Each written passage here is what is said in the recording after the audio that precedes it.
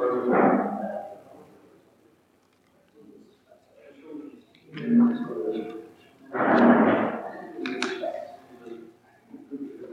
let's continue. And let me give the floor to our keynote speaker, Professor Hans de Vries. We have something around an hour to leave some time for the discussion. Okay? So first of all, thanks a lot for having me. It's my first time in Moscow, so it's definitely also my first time then at this workshop. So I apologize to some of you who may already have seen the paper in the earlier versions. So, and it's on-site respective zombie lending, or if you want, you're still doubting about a good title, unconventional supervision, you could call it. Like this, and so this is joint work with Diana von Fins, Geraldo Cerqueiro, and Stephen Ontena, and so since Diana is at the Bank of Portugal, let me also put the disclaimer. So if you have questions, please interrupt me during or after. Okay, so what is zombie lending? And nicely enough, we have in the first paper already going, giving us some insights, on the importance of zombies, if you want. But if you take a definition of Caballero et al., they define it as being continuing to lend towards otherwise insolvent firms. Okay?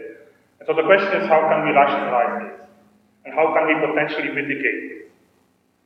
And so the potential economic motivation that banks may have in order to continue to lend towards these insolvent firms is that banks in this way may avoid the costs of reporting losses. And this is especially going to be true if they are facing regulatory pressure. And the second way might also be that maybe firms are central in a potential network, and therefore you might actually decide to roll over to continue keeping this firm alive because you're afraid that maybe the client firms of these which are also clients at your bank maybe might go under. So when do we see it? And we already have seen these in the first paper. So it seems to pop up following financial and economic crisis. So think about Japan was the first case, I think, more or less, that it was described. So Japan in the 1990s, and European countries, let's say more or less still today, but probably already to a lower degree. And we also seem to find it in periods of low interest rates, and think about what's happening all over the world. I mean, with somehow central banks competing to go lower and lower. Okay?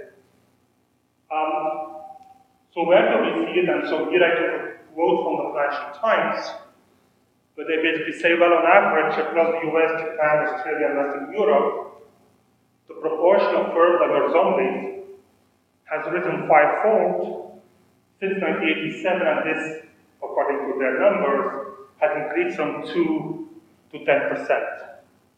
And so this has been recently shown also that it has been documented that this zombie lending behavior seems to be prevalent in most high-income economies. So why should we care about zombie lending? And let me try to give you a bit more the general picture of this. Well, probably why we care most about this is that it may potentially lead towards credit misallocation. And this credit misallocation could contribute to low aggregate productivity and economy, and potentially slow down also economic growth. And so there are a number of papers, again the Caballero paper, but also papers by Enrico Serbian and Schifati and Tabellini, if I'm not mistaken. The paper also by Virala Charian, basically has documented this. Okay? And so the idea is that zombie firms could potentially negatively affect more productive firms through credit markets, but ultimately also through product markets. And so zombie lending can also prolong the periods of crisis. So for example, if we take the evidence by Le Claven and Fabian Valencia, that IMF reported, if I'm not mistaken, but they basically argue now that more than half of the banking crisis seem to last more than 5 years. Okay? So somehow saying that banks, maybe potential explanation could be that banks somehow continue to lend towards those zombie firms, and this is actually going to lead towards, let's say, a relatively low crisis period. So what are we going to do in this paper? This is a general introduction. So what we are going to do in this paper is we're going to analyze the effectiveness of a potential remedy to mitigate the zombie lending. So how can we potentially forego the zombie lending? What we're going to label as, or at least what I label now, I am doing now some freewheeling in my own interpretation, that I hopefully you will like, what we call unconventional supervision. And so what do we mean with this unconventional supervision? You know, we have unconventional monetary policy, we have also unconventional supervision. What we're going to look at is special on-site inspections of the bank's credit portfolios. And so what happened was that, and I will go into much more detail in a second, is that, and we're going to use data from Portugal, so detailed credit registry data from the Portuguese credit register. So these on-site inspections took place for the largest Portuguese banks, which have been subject to those inspections. Of course, this already shows, you know, these things are not random, right? I mean, it's not that they randomly pick a bank out in this case, you know, so there is definitely some selection going on, and so this is going to be a concern that we will try to at least partially address. So these on-site inspections are also have been very inclusive and have been very granular. Okay, and I will provide more details in a second. And so what we're going to do is we're going to analyze how these inspections affect banks' future willingness to refinance zombie firms. So the key question is going to be, you know, the fact that those inspections have been there, the fact that banks had to recognize certain losses. Once those inspectors have left, did they modify their lending behavior towards zombie firms? Okay. So what do we find? So what we find is that an expected bank becomes 4 to 9 percentage points less likely to refinance a zombie firm after the inspection compared to an uninspected bank. And so the average refinancing rate is around 18%. So it's about, let's say, 1/4 to half reduction, cutting of zombie lending. So what we also find is that banks structurally modify their lending behavior in the inspected sectors in response to the post-recognition of losses. So we will have two events. The first one is going to be where they only inspect specific sectors. And so this is going to allow us to do a comparison from, let's say, the inspected sectors compared to the uninspected sectors. The second event is going to be a much more broader inspection. And so we're going to somehow use this design to draw some additional conclusions. And then coming back to the more bigger question in terms of, credit allocation, who benefits, who is also hurt from this. What we find is that there are some spillovers towards the unexpected banks, in the sense that some of the zombie lending might actually be moving out of the portfolio of inspected banks and moving to the portfolio of the unexpected banks. And there may also be some spillovers towards healthy firms.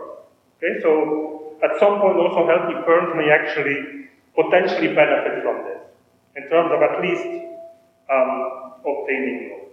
Okay. So that's somehow where I want to steer you to. So now let me hope that I can convince you of this, so hang on. But please, if you have questions, don't hesitate to interrupt. A quick question. So what would be the theoretical background of new banks financing into the zombie firms? Is it asymmetric information so they don't know? So one of the so our identification mechanism is going to be the typical Kwajalein type of style, so basically meaning that we are going to include firm time fixed effects. So this means we are going to rely upon borrowers which are borrowing at least simultaneously from two banks. So one potential, and you're not really, and I like your question. So one potential mechanism could be that maybe one pulls the plug and the other somehow, mechanically is somehow induced to do so. Okay, so it might be a coordination issue. Okay, so that might be one potential thing, but we haven't looked into detail, what is exactly driving this. So I think we can do a bit more work on that. So, it is done. Okay. Let me try to guide you through the woods. This is definitely not Moscow, at least not now. So first of all, the institutional setting, then data and variables, results and conclusions. So let's see where we end up, whether we get all killed or not. Okay, so let me start with the institutional setting and provide you with some background information on what happened in Portugal, because this is the data set that we are going to employ. So as you probably all know, Portugal has been under the financial assistance program between 2011 and 2014. If you look at today's interest rates, you cannot imagine that this ever happened. Greece even borrowing at negative rates, But okay, remember 2011 to 2014, Portugal was under this financial assistance program where the Troika was involved, that is the IMF, the European Commission, and the European Central Bank. And so there were some concerns about the quality of the credit portfolios of the banking sector, and so those concerns motivated a program of this unconventional supervision, that is this special on-site inspection that I mentioned before. And so those special on-site inspections, they involved a steering committee which involved the Troika, the usual supervisor being the Bank of Portugal, but also experts from 3 other central banks, being, in this case, from Spain, Belgium, and France. And on top of that, they involved external auditors. Okay? So people from Ernst & Young and Pricewaterhouse. And so this unconventional supervision, so the fact, this joint coordinated supervision by, first of all, the Troika, the different central banks, and also the private sector through the auditing firms, this sort of allows us to investigate the impact of those on-site supervisory bank inspections. So on what did this on-site inspections focus? Well, the coverage was, they focused on the 8 largest national banking groups, which cover, depending upon what type of assets, but they cover about 80% of the total. So again, this is not a random thing, right? So they basically went into the top 8 banks. And so the objectives of those inspections were to assess the quality of the credit portfolios. And basically the design of those inspections was that they gave lots of freedom towards this entire inspection team, if you want, in that they took the sample of exposures which was extracted from the portfolio, was about 56% of the total, and the auditors analyzed selected exposures one by one. So this was really an inclusive assessment, in the sense that these on-site inspections should have facilitated information flow in several dimensions, that is between the bankers themselves and the supervisors, but also directly between the firms and the supervisors, because these inspectors could seek additional information from borrowers. So they could simply go to the borrowers and ask for additional information, for additional documentation of their loans. So we are going to focus on 2 inspections, but we first focus on the first inspection. Okay? So although the data I will describe are related to the 2 inspections, but let me first focus on the first one, and then I will later on, hopefully, go to the second. So the first inspection, I think, is the cleanest in terms of identification, because it's a sectoral inspection. And so, what they call OIP, I don't know what it stands for, it's a Portuguese term, I guess, but it's a sectoral inspection, okay? So the sectors that they were investigating were the construction and the real estate firms. Of course, this was again not random, because there were specific worries about problems happening in those sectors, and also some firms in sectors with close links. Okay, suppliers to those firms, and also the tourism sector, for example, was investigated. So in terms of the timeline, this was carried out from July to November 2012, The final report will be delivered by this inspection team in December 2012. And so let's say the overall outcome of this first sectoral inspection was that the inspected banks, so those 8 large banks, had to reinforce impairments by about 860 million euros, which was about 2.2% of the overall amount of exposures assessed. Okay? So this is the general outcome. So what we are now going to be after is, how does this modify the lending behavior of these inspected banks to those sectors relative to uninspected sectors and relative to uninspected banks? Okay, so there is lots of differences in this here. Oops. So let me now come to the data and some of the variables. So the data that we use are loan-level information. Well, we are using several sets of information. The first one is loan-level information, and the nice thing about the Portuguese credit registry is that the credit register contains all loans of at least 50 euros. Okay, so it's really 50, yes. So if you have 49, sorry. So your loan will be registered. No. So it's really very comprehensive. Okay. Compared, for example, to Germany, where it is, I think, 1 or 1.5 million euros. Belgium, it would be 7,500, if I'm not mistaken. Please. Sorry. So this would be included as long as it is. So okay. So notice we are focusing here on firms. Okay. So we are not looking at households, but let's say any loan that would be above the 50 euro would be included. That would be in there. Yeah. Sorry? That would be used, you did that personal credit line too, so you have it small. Yes. So one thing, so this comes back also to the selection criteria, so we are going to focus on firms which have at least 2 lending relationships. So to the extent that this is an issue, it would probably be kicked out, but I agree, so there are definitely many small loans, which are in there, and we may actually want to. Follow-up thing, it's about the background. Do you really think that the supervisors are checking like 50 euros loans? Yeah. Like they probably focus on larger loans.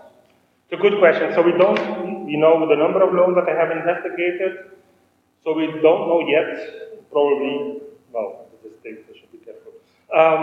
So of course, there is information on what loans have been inspected, but we don't have that information, okay? Yeah. But I agree, again, this choice is not going to be random, right? They're not going to worry about 550 euro loan, I guess. Yeah. And so reporting is mandatory for all financial institutions. So we also have firm level information. So again, the good news is that all firms are required to submit balance sheets in Portugal, and so we have balance sheet and income statement information from the firms, and so we have bank level information, that is the accounting data coming from the supervisor. So let me now come to some of our main variables.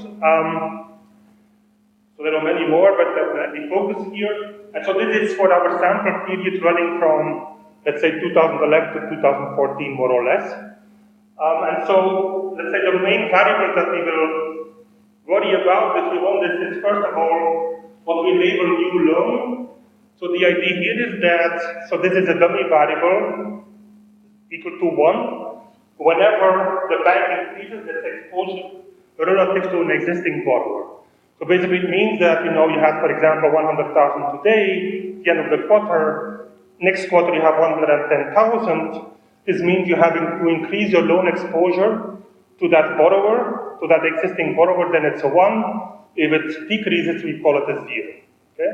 So we also have exercises where we have a continuous variable, but here we restrict ourselves, at least in the presentation, to this dummy variable. Okay?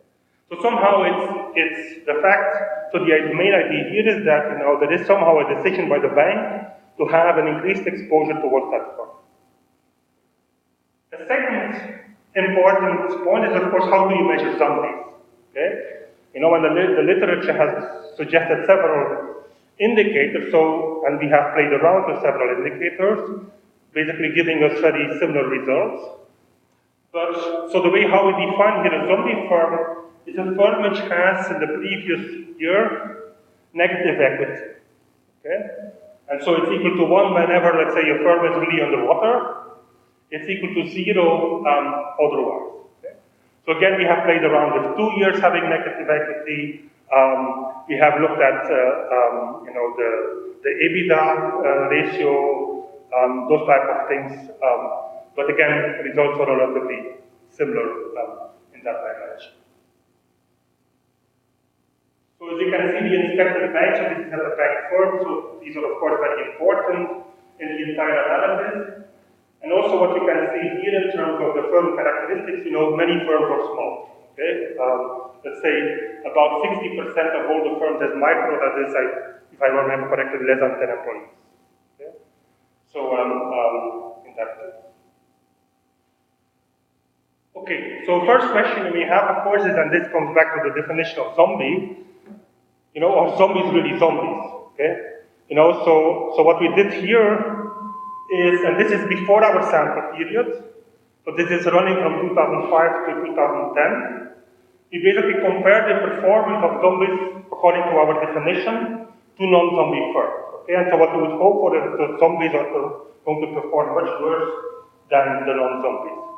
And so what we can see here is basically looking at firm default, so default being, you know, lagging in terms of loan repayment, or firm exit. And so basically what we can see is that if you, for example, go 1 year ahead, that is, let's say, suppose we have firms, zombies and non-zombies in 2005, we look at what happens to them in 2006, what we see is that about 15%, there's a 15 percentage points more higher likelihood that zombie firms will go into default than non-zombie firms.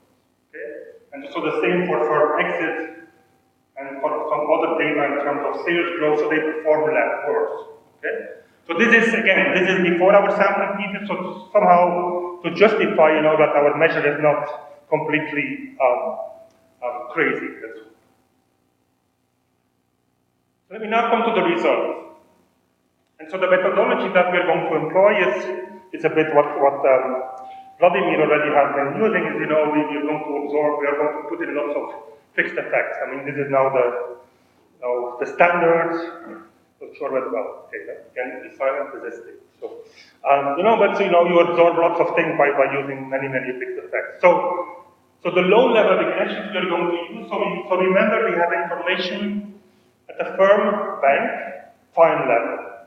Okay, and so our most saturated specification is going to be this new loan indicator at the firm bank prime level. So this basically means it's equal to 1 whenever within a firm bank pair there's a strict positive increase in loan growth, equal to 0 otherwise.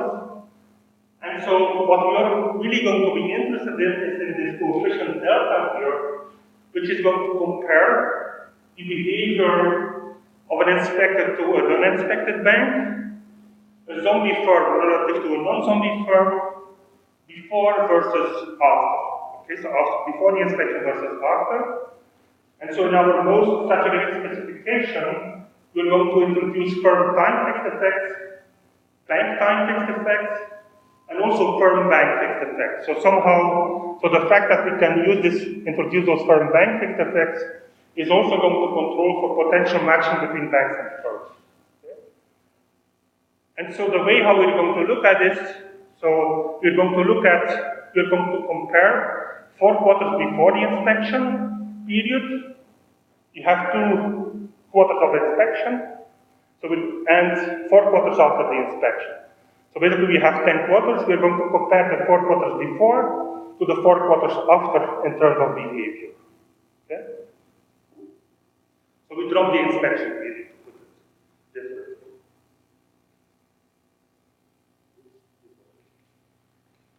Okay. So remember, this is still about the sectoral inspection. Okay. So this means, remember, what has been inspected are these construction real estate sectors. And this is within this construction and real estate sector that we are focusing on. So what do we find? So remember, our coefficient of interest, at least in the first instance, is this triple interaction curve of inspected times zombie times closed. So the different columns here are giving us results for different, including different sets of fixed effects. And so the most comprehensive one, or the most saturated one, if you want, is whenever we absorb all those things by having fixed effects in there. Okay? So what we can see here, based upon, let's say, column 4, is that an inspected firm, sorry, a firm which is borrowing from an inspected bank relative to a non-inspected bank, which is a zombie firm relative to a non-zombie firm after the inspection, is 4.4% less likely to see its loan to be renewed, if you want, or to be growing. Okay? So put differently, what this tells us is that banks indeed seem to reduce zombie lending towards those firms. Okay? And so to give it, let's say, an economic flavor or an economic magnitude, so this 4.4% is, so the unconditional probability was, if I remember correctly, 18%, but this is about, let's say, 25% of the unconditional probability. So what else can we learn from this? So when we compare inspected banks prior to the inspections, which we can study from the interaction curve here, what we seem to find is that it's not the case that inspected banks are more likely to do zombie lending. Okay, they were even doing slightly less likely to be involved into zombie lending than the non-inspected banks. And thirdly, if we look at inspected banks' behavior vis-a-vis the healthy firms afterwards, what we find here is something which is not significant. So this basically suggests that the inspected banks, at least in the sectoral inspection towards the construction and real estate sector, they don't seem to modify their lending behavior towards the healthy firms. Okay? So the healthy firms don't seem to benefit from it, if you will. And then finally, is this effect somehow shifting towards others, what we discussed slightly before? So what we seem to find here is that zombie firms somehow seem to be partially picked up by the uninspected banks.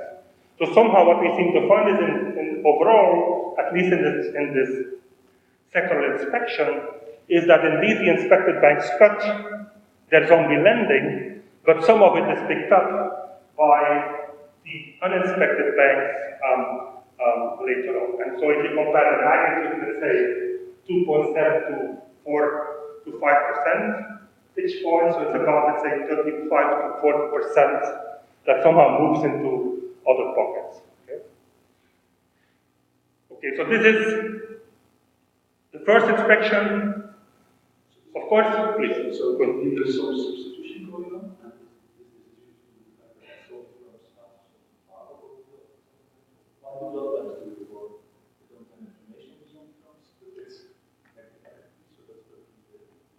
Exactly. What's the mechanism why the non-inspected firms started zombie banks? Uninspected banks, something like what is on the first. Yes. Yeah, just to be sure. There are many possibilities. May I follow up? Yes. Because, so when we discuss zombie firms, I guess also this paper can also be related to relationship banking in a sense. Correct. Especially given that inspected firms inspected banks are large, and smaller banks would tend to involve more in relationship banking. So it can be very interesting if it can be done to differentiate zombie firms, which are actually, some are not zombies, some are like good firms with positive value creation in the future, and the banks are helping those banks. Maybe the increase or the substitution is towards this, So this is, I think it's a very interesting point here. So this is, of course, I mean, again, so remember our previous evidence to some extent showing that at least the zombie firms seem to be doing much worse than the non-zombies, but I agree that one additional dimension we could try to look at is basically, let's say, because there's always, let's say, a very thin line between, on the one hand, zombie lending versus relationship lending, right? And so something which is today called relationship lending, if there is a slight additional shock to the firm, suddenly this is zombie lending, right? So one thing we could do is indeed also maybe look at length of relationships in here, try to focus on this. Do you know all these inspections will be just to see? I'm just curious why you go for they classify or they falls, which is typically how they find the probability of low, right? So you have a and I'm just curious how these sections are maybe how it should be aligned with what it is in sections looking for, and they're supposed to have to do what's in line with. Yeah. So there are, again, now I need to rely on what my co-authors tell me because I wasn't involved in inspection myself, so maybe that's a future job that may help in academia. So coming back to your question, so the idea here is that, these inspectors somehow were free in terms of what they chose. Of course, this means that, I can imagine that their selection criteria is going to be probably most likely, let's say, larger firms, in first instance, but it's also not the case that these inspectors are basically saying this is necessarily a bad firm, so they don't impose decisions on the bank to do something, okay? So they, of course, they might be qualifying firms into particular categories and say, you need to hold additional capital against a particular firm, but it's not that you are saying, you should cut lending to this or cut lending and increase lending to another firm, okay? So this was somehow independent from each other. I have an idea, it's a bit not vertical. So my idea is okay, some segment, but some will be dinosaurs, so all like that. Some will be renewable funds. And there's a starting and technology there. So there also have some games or renewable farms that start and they're just not making it. So says what about mining negatively crops, something like that. And we expect that some of the costs does grow, because some cost and growth time does, and then you have explanation. So this is on our, a very good idea. So this is on our to-do list. Is indeed to somehow try to discriminate, let's say, between, let's say, the true zombie. You may have, let's say, marginal zombies, which then potentially could be relationships or or having growth. Interesting growth prospects versus, let's say, the true zombies. So here to some extent, those are put together. So the only thing I can say is that, if you do the same, if you take, for example, 2 years or 3 years of negative equity, results, I don't know the qualitative results, but let's say the results go in the same direction, okay? So, and maybe this might also help us, if you take 2 or 3 years to come to some interpretation about, For age. Exactly, exactly. For age point is another way of doing it. Please. Is there any information about some penalties after this inspections or somebody punished? Because the story is like, okay, they used it, is it because they didn't know that those were zombies and these clever inspectors opened their eyes? Or was it that they were hiding and violating the regulations and inspectors? So what is it? That's a good question. So I'm not aware of any specific penalties. It's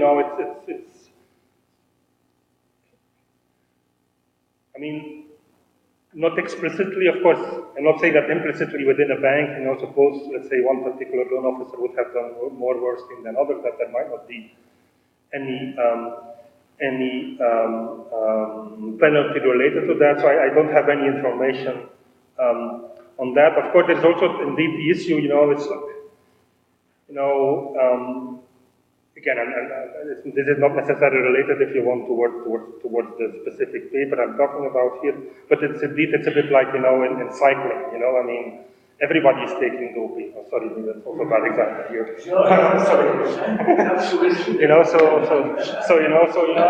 everybody does it, then it's not that bad unless, compared to, when you're the only one who's visiting. But some kind of official commission. Yeah. Okay, yeah, exactly, yeah. You mentioned the increasing impairments. Maybe that's sort of an automatic, Yes. not imposed penalty, but they have to Exactly. impairments. So there is some cost to capital, like. Yes, exactly. Okay, so we need to do a number of important checks in order to somehow, show that these results are potentially causal, right? So the first one is parallel trends, which of course is always difficult to show formally, but so the question then is, of course, are inspected and non-inspected banks, were they reducing their exposure to zombies at the same rate? So maybe they had differential rates in terms of cutting their lending, and that only would be picking up is simply that differential behavior.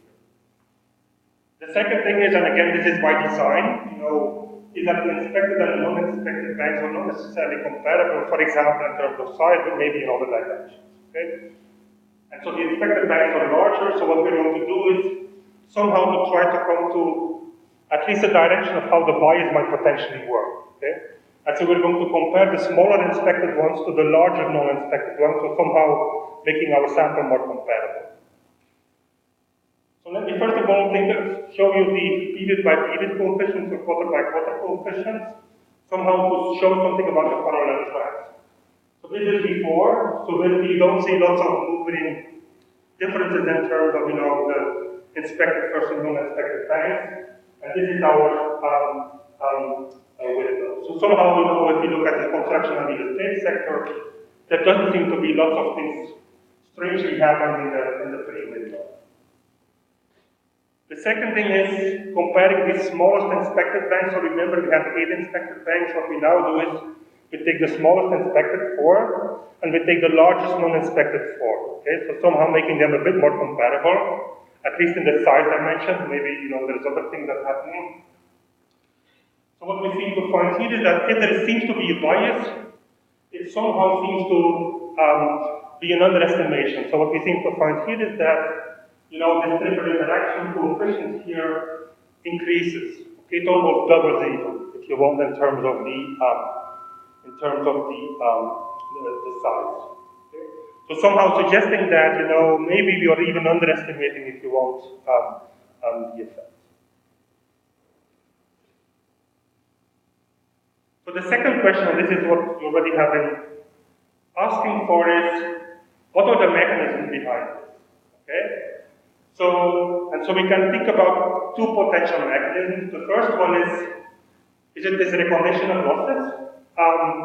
So the banks have been forced to reinforce their impairments. So this might reduce the cost of pulling the plug to some firms, so maybe now you do it. The second thing could also be that inspections may have a disciplining role. The question, of course, the disciplining role might be within the sector, within where you are inspected, versus, overall. So to put it bluntly, I know I already told the story last time, and so some people may have heard the story, but it's like your mother-in-law is coming to visit you, and so she's going to inspect the kitchen and the living room.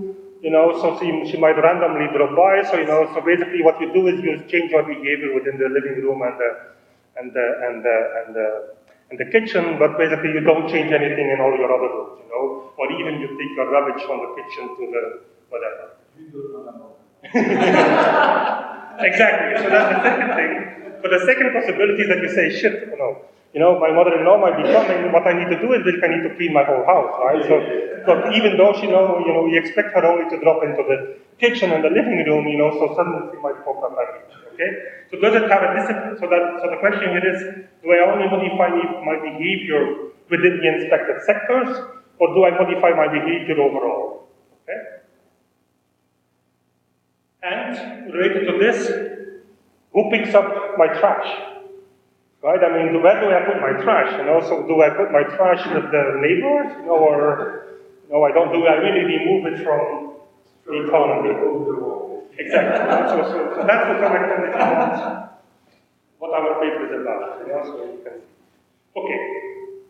So testing for the mechanism. So what we're going to do is with this first inspection, so, and please keep me track of time because how much time do I have? Half an hour? Okay. That's good, thank you. So inspecting, okay, because that's important. Because I may turn into a zombie, who knows? Okay, so testing for the mechanism. So what we're going to do is we're going to check whether zombie lending changed in comparable to uninspected sectors. Okay, so if you want, so we look at the kitchen and the living room, so let's now look at the bathroom. Okay? And so the uninspected sector that we're investigating is, of course, it should have somehow similar fundamentals. And so the sector that we're looking at here is accommodation and food services. So this is an uninspected sector, and it somehow has similar economic fundamentals that may make it a good counterfactual. Okay? And so the question is, do we change anything there? Do the inspected banks modify their behavior in this sector compared to the non-inspected banks, compared to zombies, non-zombies? So if we do this exercise within that sector, or within this accommodation and food services, what we find is that basically nothing is significant. Okay? So basically it suggests, again coming back to my story, is that you're not cleaning up the bathroom. Okay?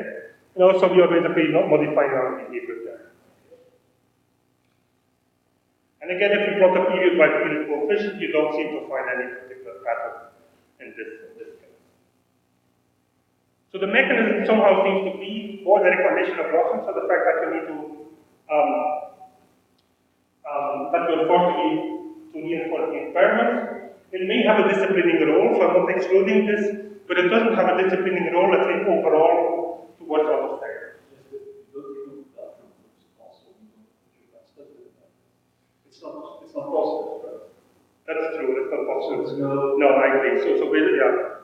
So he did basically, yeah, I know. It's like we share a living room. And so I clean my part of the living room and I put it in your portion. Yeah. Correct. Yeah. It's like co-housing. Exactly, it's co-housing to some extent. Okay, good. By design also, because we select on firm which are basically borrowing from the bank. Okay, good. The man cave versus exactly. Okay, good. So this is the first inspection. Now let me turn to the second inspection, which was general. Okay? So this was the inspection which took place much later. So the time period here was the second and the third quarter of 2013. So remember, this was, let's say, about 3 quarters later than the first inspection. It had a much broader coverage, so this was the entire loan portfolio of those inspected banks. The inspected banks were the same, except mortgage and loans to public entities. One difference was, however, that these other teams were less independent. Okay? So it involved still the Troika, all those national supervisors, but now it involved the bank's external auditor plus also now independent auditor. So there was a little bit less of, if you want, scrutiny in that direction. So what are our results? So remember now, what we're looking at is all sectors except the construction and real estate, because remember the construction and real estate was already inspected before. So now we basically focus on all the other sectors. So what do we find is basically very similar results. So again, depending upon the set of effects that we have in our specification. So remember, our left-hand side is whether or not a new loan was granted, that is whether or not there was an increase in exposure from a particular bank to a particular firm. As a function of this coefficient of interest being this triple interaction term. So what this basically tells us is that inspected banks towards zombie firms, after the inspections, relative to non-inspected banks and non-zombies, that the likelihood of rolling over or renewing these loans, increasing this loan exposure, decreases of about 3.7 percentage points. Okay? So which is slightly smaller than what we had in the sector inspection. Please. Correct. Yes. Yes. So unfortunately, it would have been nice. There would have been a non-overlap, because it would have helped us in identification. But it's the same eight banking group, so the design in terms of the bank was exactly the same. So let me now come also to the spillovers. Okay, so what can we learn now from the general inspection, towards other firms?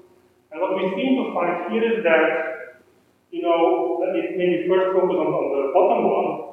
So this time, it doesn't seem to be the case that those firms which were, so those zombie firms which were indeed also borrowing from uninspected banks, that they were benefiting from this. Okay, so to put it differently again with our living room example, now it doesn't seem to be the case that I put my trash in the other part of the living room.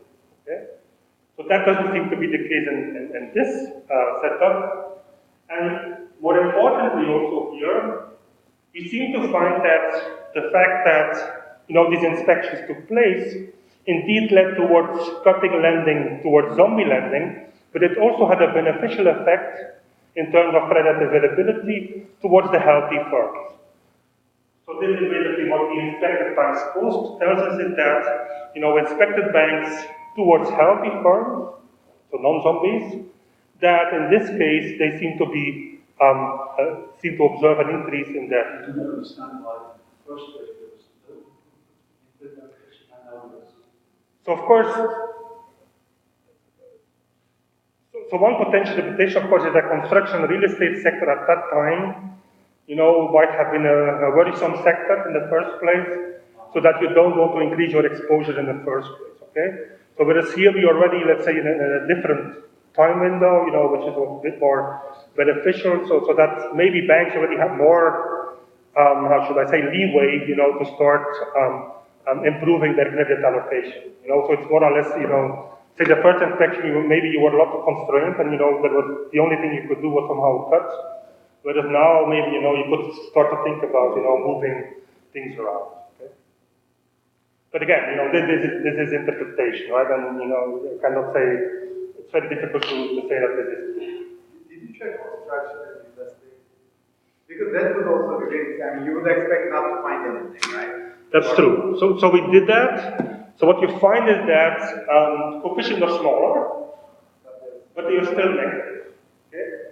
So notice also the design here, I know this is tape, so I should be careful. But I mean, so one thing we might do actually in our first exercise is to drop the last, so basically instead of looking at 4 quarters behind, post, to look at 3 quarters post. Because there is a partial overlap again in the design, so it's, but that's what it is. Okay? You said about being in that time, construction, that you have the airport expense or firm That's true, but yes, but remember, this is what I'm trying to say. I agree, this is firm demand, of course, right? So this is controlling for demand, but in principle, I know we have bank time fixed effects which should capture potential supply effects. I think the first order, the coefficients themselves, slope coefficients would have been better. True. That's true. Yes. Yes. Exactly. Yeah. Completely. Thanks for helping me out. Perfect. That's what quotas are for, one. Exactly. No. Good. Okay. So this is I know I'm very early, so that's whether this is good or bad news, I don't know. But so let me conclude. So what we do is, so we analyze how a series of special and large-scale on-site inspections made on the credit portfolios of several Portuguese banks, how they affect their future lending decisions. And so what we seem to find is that inspected banks become 4 to 9 percentage points less likely to refinance a firm with negative equity following an inspection. So our results somehow show, and I haven't made this analysis here, but it's like a small bath versus a big bath, and so the big bath would be cleaning everything. So basically, you need to expose banks towards, being inspected everywhere in order to have them clean everything. So our results indicate that making banks taking a big bath is what seems to drive their new lending behavior. and inspection will generate flows towards other firms, that is, non-healthy firms, but also potentially towards what uninspected banks may be doing, at least when we look at the first inspection. So maybe, so also for the second inspection, we did exactly the same exercise again with the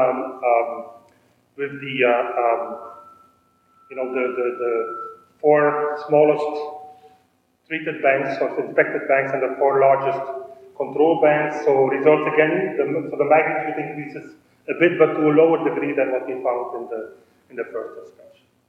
So we did several, let's say, we did the same exercises also for the second inspection as we did for the first inspection. But I'm happy to take more questions. Thank you. So thank you very much, Hans. We have plenty of time for questions and comments. You're welcome.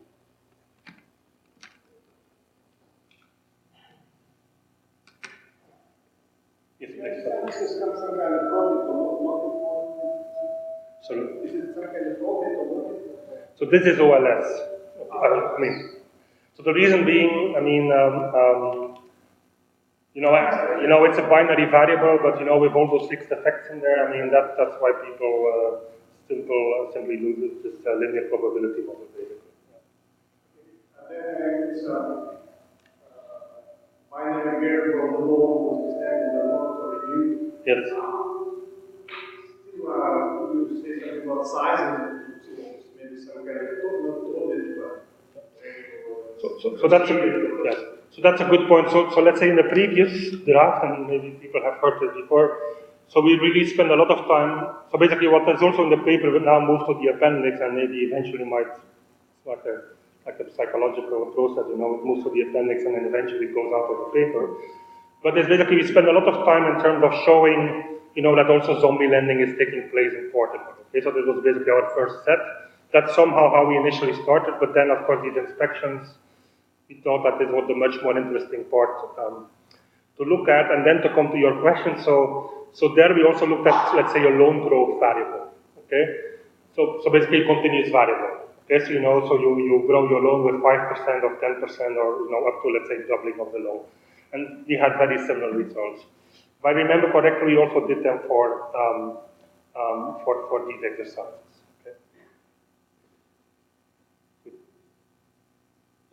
If this is true, should one be able to measure also nothing to do? So you mentioned that if I reduce zombie lending, it's more in some regions in the third allocation, it's more funding goes to the first machines for the growth less. And that's why we fight so bad in the first. So that's a very good suggestion. I know that the paper by Schivardi and Setti and Cavallini is going after this in Italy. Of course, not related to inspection. They are not looking at inspection. And so somehow what they seem to find is that, overall the macroeconomic effects don't seem to be that important. The question is, of course, yeah. Okay. That's something we can. Of course, the question is always, And you can identify. Exactly, so if you make some assumptions on, if you can really truly believe your coefficients, then we had a discussion, on firm sizes. So somehow, so I think there might be ways to come up with, for example, a bit like in the, Amity-Weinstein methodology, where they use like weighted least squares, if you want, so you give more weight to larger loans than to smaller loans. You do like an estimate. Can you do that? So now, of course, this is all absorbed by the, but still, you could still, you could, That probably the reductions of that was more intense in some regions than others. Correct. Yes. Of course, here you assume in the estimation somehow. Yeah. You impose that they are identical, but still the composition of the firms may be different. Yeah. And then, of course, you can have regional and macro effects. But then so my idea there, I think if you really want to come to macroeconomic effects, that maybe, this procedure where you give more weight. Again, a small firm, which is rolled over. Maybe in the aggregate economy is not going to be that important, but if you roll over, I don't know, a very big one, this is going to be or if you cut a very big one, this is going to be much more important. So you could think about maybe a weighted least squares, in order to come. Exactly. And, yes, and then maybe if you would want to do regional, the question would be whether you don't want to do, let's say, this weighted least squares per region then to some extent.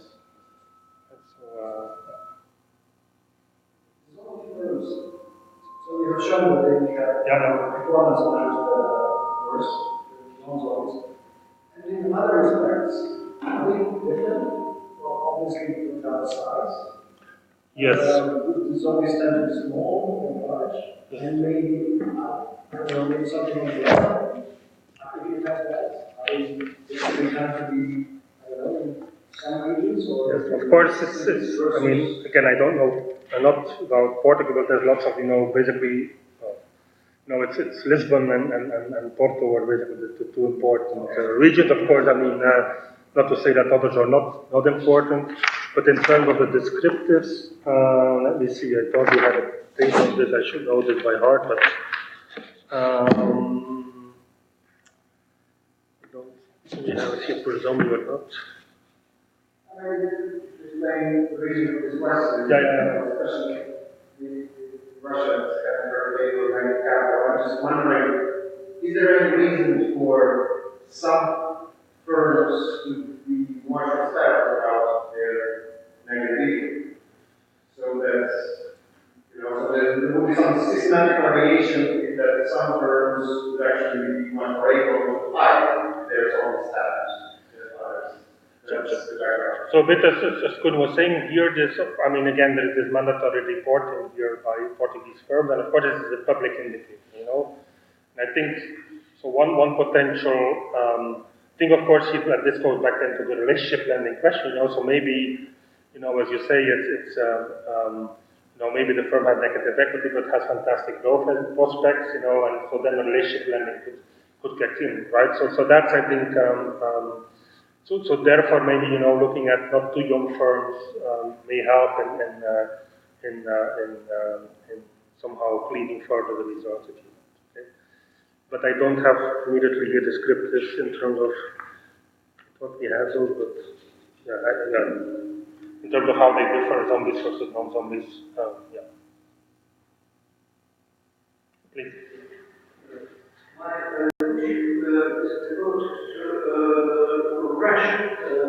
Experience not opportunities. If this research would be made in Russia, the first question would be written as can we discover a varietal lending in the general flow of zone lending? And every Russian researcher would try to find crimes. But as I can catch, you didn't attempt to investigate this site. That's correct. So this technique can't help to discover a crime part. So this, if to some extent this is if you want political economy or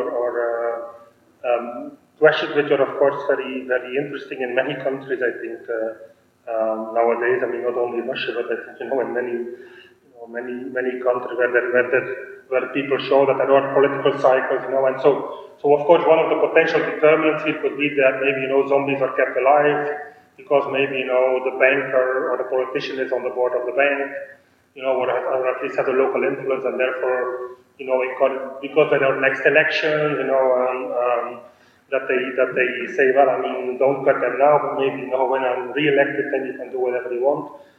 So of course, in our identification mechanism, we are always trying to compare, at least from the firm side, we are always comparing firms which are borrowing simultaneously from two banks. But your point would be that maybe the inspected banks have in the past been more lenient or, because of potential political connections. And it's true that some of those bigger banks have been, thinking about Daesh, if I'm not mistaken. There have been, cases of if you want, related lending going on here. So that's something to think about, but it's definitely not something that we have invested here. But I agree that it's an additional potential additional dimension to think about. Thank you. Please. More general question. Yes. I recall I was in the presentation also on lending. I don't know if you're familiar with this paper by Jen Sima on Japan. Correct. Nice data set in Japan. But the most interesting part of the implementation was those areas. So it's like firms, community, banks, areas. What about Puerto Rico? I would imagine those banks also own real estate projects. Good question. So I don't have sufficient institutional deep knowledge and details to be able to answer, but I'm aware of the Janetti Simonov paper where they basically look. I think their idea is also more looking at bank recapitalization, right? So showing that, let's say, big bank recapitalization somehow help in zombie lending, smaller ones don't seem to do a lot.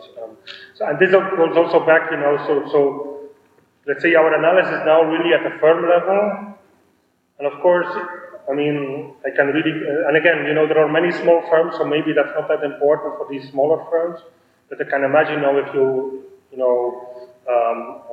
if you have a very big firm, think about, Volkswagen in Germany, if you start cutting lending towards Volkswagen, you might be worried about an entire region, all the mortgages that the employees of Volkswagen have, that their decisions might not only be based upon, let's say, the individual firm, but basically banks are going to take into account potential externalities that you're going to generate towards other firms and households. The question to the question of the colleague. So you were asking about Russia and told me that this is a paper Society and me about something like a question. What we see is that before elections, lending is very massively, and after elections, it's a much more Elections is not a crisis. So there is a lot more zombie lending right after elections, and it shows that the unknowns Yes.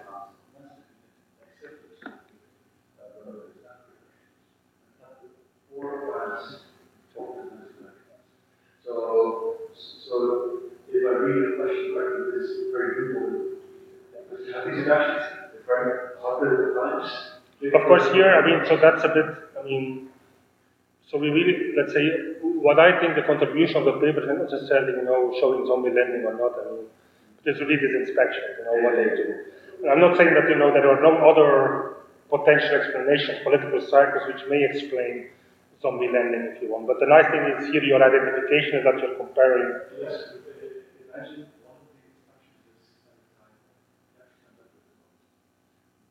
True. then we could even say, maybe the banks that are on site before zombie lending, then other times because there are 30 comps. Yeah, correct. And so The elections are not exactly the same, so, right? Inspections No. are different, so yes, That's true, but it's still, it's still worthwhile to understand what is exactly. No, thank you. The question is related to yours. So, if we talk about Russia or the United States, those inspections, field inspections, that they're scheduled, they're regular, and they're ongoing in advance. So the conclusion is that zombie lending becomes less likely. But we know that it is not dying out. Does it mean that zombie lending is a hot pie and they're just rolling? So that's the question about should they cut it completely? I agree. So here, basically the interpretation is, they cut it with 25% to half of it. We had a discussion on, maybe some zombie lending, what we call zombie lending, maybe not necessarily zombie lending.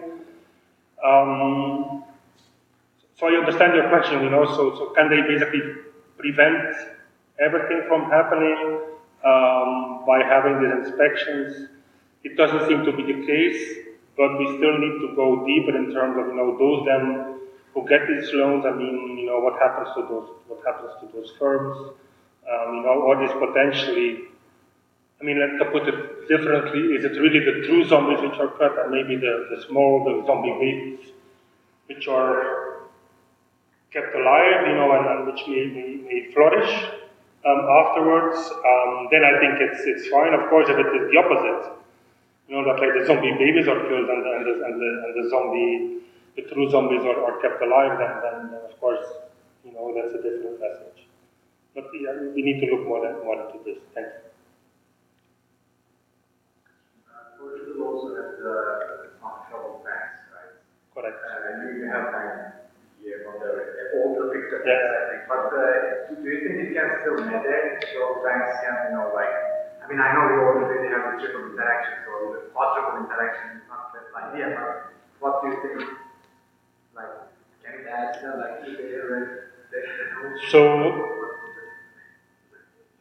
So the only thing I can answer here is, of course, if we do this 4-to-4 matching, the coefficient is different. Okay, so on one potential interpretation could be yours, that maybe, we might need to look a bit more of who is cut out of this, in this exercise. So I'm not saying that it might not be specific bank.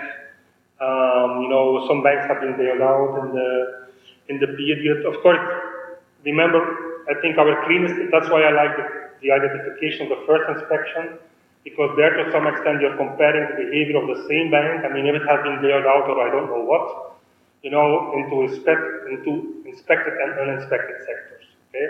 So if there would be anything, that rise, then you would expect to pop it up, let's say, across the board. So does it not happen? At least on average, it doesn't seem to be there. That's the only thing I can say. Okay.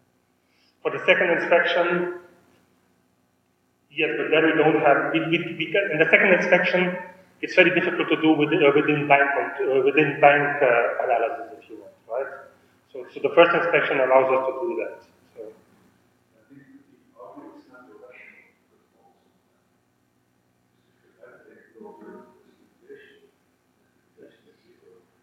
And also the temporal dimension of this, right? If you think about, firms with, you interrupt me, so if you think about liquidation of assets, firms, specific assets versus not, so these are all things which are, again, we compare within the same firm to some extent, but of course it doesn't mean that some firms might be different, where assets are much more legible versus exactly. So that's.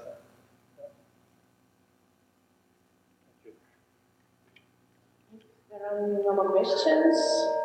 Okay, let's stop here and say thank you once again. Thank you very much. Thank you.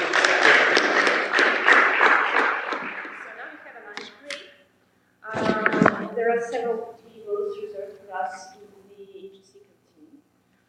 And in your workshop packages, you have these coupons to cover the costs of lunch a little bit, at least a little bit.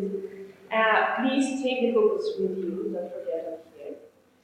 And to get to there are 3 ways to get to the canteen. First one is to go to the second floor and then turn to the right.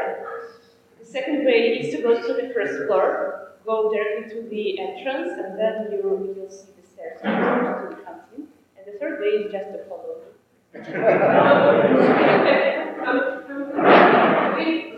Not here or